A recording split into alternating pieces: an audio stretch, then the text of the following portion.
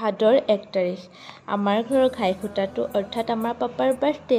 পাপাই আচলতে জীৱনত আমাৰ কাৰণে বহুত কিবা কিবি কৰিলে, তালৈ চাই আমি পাপাক আজিলৈকে একোৱেই দিব পৰা নাই।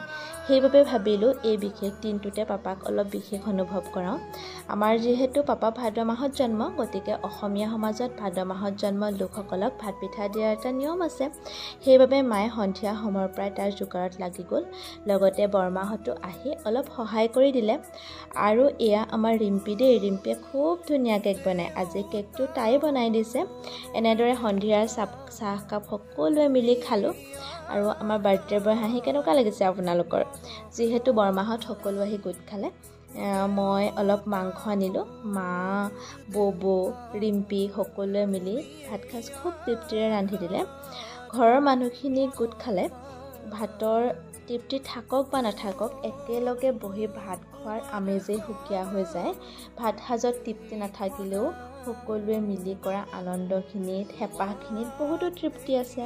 তেন্তে আজিলৈ আহোঁ দেই, বাই বাই।